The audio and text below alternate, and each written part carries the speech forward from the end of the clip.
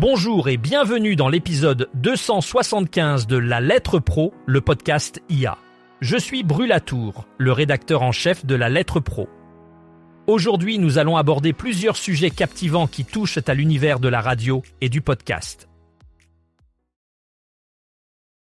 Pour commencer, parlons du classement Le Radio Buzz 40 de La Lettre Pro de la radio.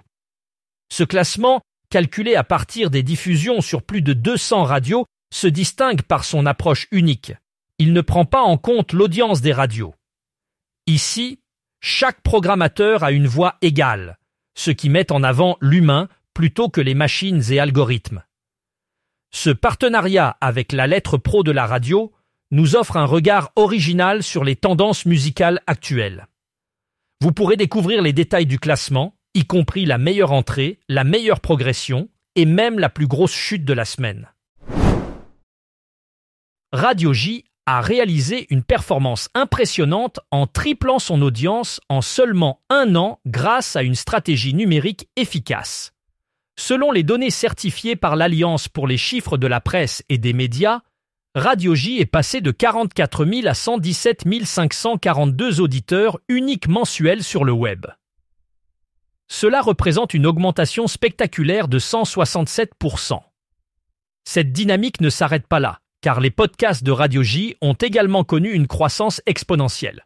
Les écoutes ont été multipliées par 4, atteignant 55 886 écoutes mensuelles en juin 2025, comparativement à 12 678 écoutes 1 an plus tôt.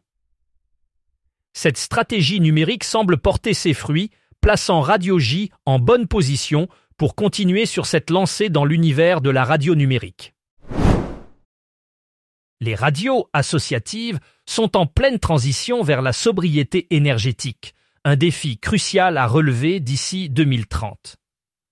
Bien que la radio ne représente que 4% de la consommation énergétique du secteur audiovisuel, selon l'Agence de l'environnement et de la maîtrise de l'énergie, l'augmentation prévue de 30% de l'empreinte carbone des usages audiovisuels d'ici 2030 souligne l'urgence d'une telle transition. Le projet Ondée Durable se consacre à transformer cette nécessité en réalité pour les radios associatives en les aidant à adopter des pratiques plus écologiques à l'ère du numérique et du DAB+. Ce projet vise à proposer des solutions concrètes pour minimiser l'empreinte carbone tout en continuant à offrir des contenus de qualité.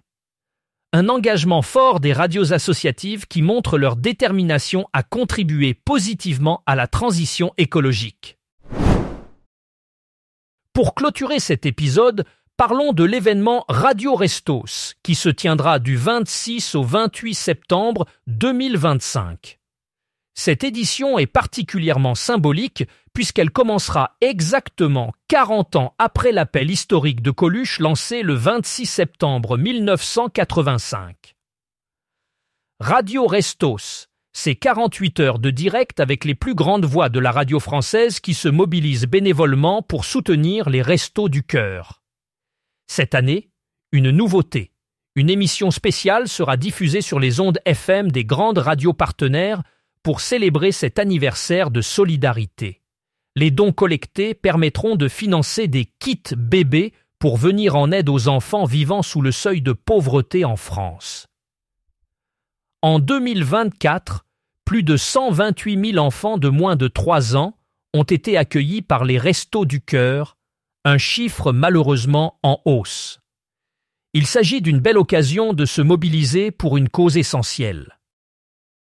C'est tout pour l'épisode d'aujourd'hui.